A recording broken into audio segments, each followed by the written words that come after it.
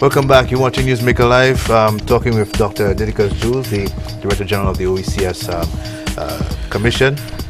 We're talking about telecommunications, and before the break, you touched on it to some degree.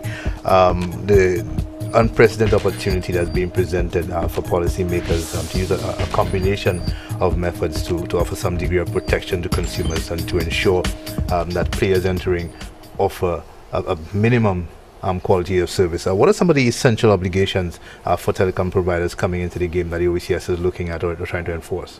Okay, because as you said, we see an opportunity here to insist that a number of things be put in place. New conditions, new forms of provision. And I want to just quickly run through some of them. In terms of benefits to consumers, we are calling for the removal of roaming on mobile data and fixed line across the OECS, because the revised Treaty of Basel speaks to the OECS as a single economic space. Now, ironically, all of the providers boast about them having the one single network, the big network. Well, if you really do have that big single network, then why should a call from Castries, a cell call from Castries to St. George's be a roaming call, or to Basel? So the removal of roaming is critical. We are a single economic space. Part of that means that you need to remove roaming from this. Entry-level broadband, as we are saying, is not 2 megabytes. It's not, we're saying 5. Ideally, in thinking about this further, we're thinking 10 megabytes ought to be the entry level. However, and it's not just setting an entry level, but setting it at an affordable price point. Now, for many countries, in terms of the Millennium Development Goals, the internet is being factored into that. In Finland, for example, they declared access to the internet as a human right. Many other countries have set standards and entry points for this. We are proposing not just an entry point, but also a fixed price point, that it should be at a maximum pricing of 5% of the national average wage in each OECS territory. And as you know, there are variations because St. Kitts has a very high per capita income. But not more than 5%. That therefore guarantees that it is going to be affordable to the lowest quintile in the population. And that is where you really do also need to have that access, especially if we're moving from a consumer orientation on the use of broadband to a productive utilization. Then there's also implementation of and support for fixed and mobile number portability. If I have a number that is 2851234 and I want to shift from one provider to the next, I should be able to move with my number. Right? So my number remains as an identifier. And that should be as a right, right? Not as a favor. Deployment of LTE or equivalent 4G mobile broadband. As I've said earlier, the labeling of what is constituted as 4G is dubious in some cases. We need to ensure that LTE is the standard that is being promulgated. Publish quarterly reports on the state and quality of customer service based on defined standards and metrics common to all markets of operation. So that if I am coming in as a visitor and I've just relocated to the OECS from, say, Antigua to St. Lucia, and I want to decide on a provider, I can see the published reports for things. It's not based on anecdotal stories about, what the provision, the quality of provision is.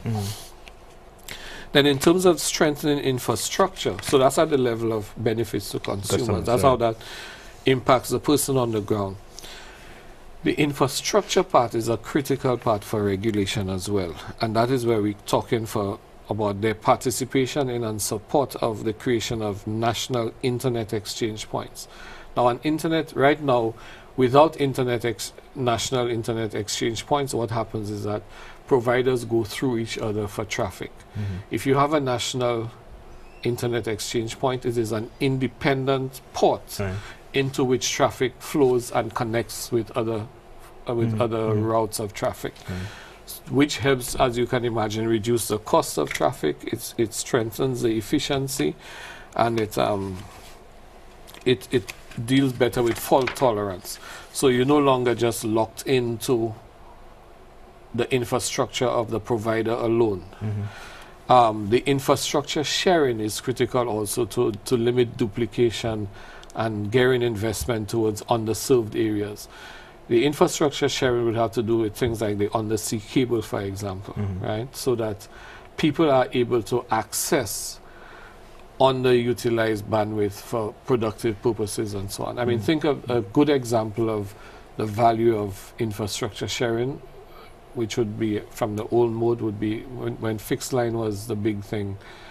Poles. Imagine if you had more than one telephone provider. Yeah. Each telephone provider is erecting their own poles. Whereas, I mean, even beyond just telecoms, the erection of poles at street corners, because you have loose leg putting up poles, you have cable and wireless putting up poles, you may have other providers putting up poles. So again, you know, we need to rationalize those things. But what that does is that that sharing of infrastructure makes it possible to extend the infrastructure in a more cost-effective way, because the money I would not have to spend putting up extra poles in, say, Castries in order to serve the Castries area, because I can piggyback on, say, a loose leg pole, means now I can take that money and invest it in putting poles in Miku or somewhere else that requires it. Yeah. Then there's the issue of transparency and accountability, and that is vital. There should be no restriction on the sharing of operator information among CARICOM regulators. So we need to know what is happening in Jamaica.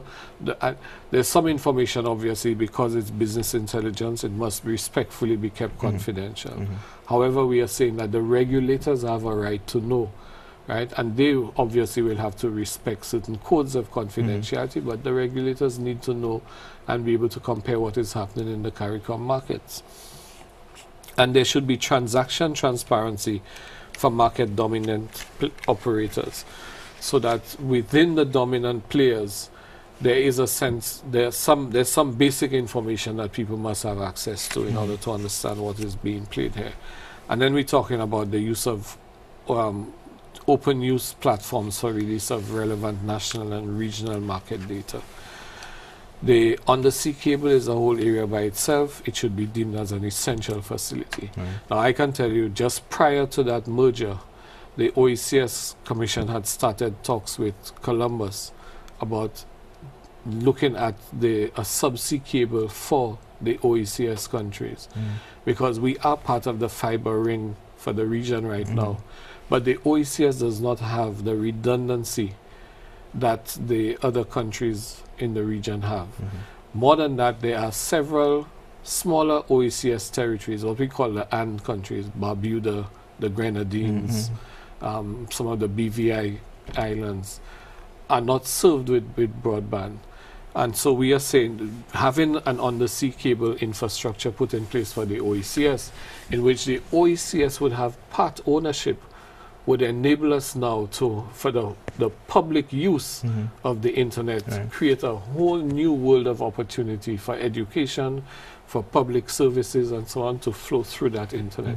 And also for there to be revenue potential opportunities, because any underused fiber can then be rented for private use, commercial use. So with respect to the undersea cable, we want full disclosure of capacity, the utilization, the ownership, the life, the cost, and the wholesale bandwidth pricing of the Caribbean cable systems. Because here's the irony of the thing. If the major providers of the internet own the undersea cable solely among themselves, they set the wholesale price for that bandwidth. These prices, I can tell you, have been set at tremendous markups. So they are selling to themselves at a high markup. And then they turn around and say, well, the internet is not cheap, so therefore we have to charge higher prices. Now, all of this constitutes a serious drag on education, for example. I mean, schools are hungry for bandwidth. Governments are giving laptops to students and so on. And that's one of the things that we kept saying to government in my former life, that it's all well and good to give laptops in schools, but there are 4 legs on which ICT policy in school must stand. One is bandwidth, 2 is the instrument, the provision of the laptop. 3 is content, because you must have educational content so you really make full use of it. And 4 is teacher preparation. So we need to pay attention to all of those factors, but the cost of bandwidth is perhaps the most the cost and quality of bandwidth is the biggest inhibitor to national development in terms of digital opportunities. Just want to remind the viewers that the lines are open, so you can give us a call if you have any questions, if you have any comments. Guest this evening, Dr. Didicus Jules, the Director General of the OECS. We're talking about telecommunications industry in the OECS, advancing telecoms in the OECS, touching upon the merger of Cable and Wireless and Columbus, likely implications for the consumer, for the economy at large, business, education, obviously a lot larger and bigger, as yourself and Mr. Severin have pointed out, than just who has the better devices and service. But there's one other thing besides, in terms of our expectations, the social development support. As I said, the question of corporate social responsibility has to be moved to an area, to the realm of obligation with respect to some critical sectors, and education is one of them. So the whole thing of the policy for contracting local providers to support service integration, implementation, critical to local utilization and capacity building. So the use of local skills to do what has to be done in the sector, and where these skills do not exist, to help support the creation and the building and cultivation of those skills, so that this business of just constantly importing the technical support required needs to stop. Also to be voluntarily accountable for supporting local social development initiatives.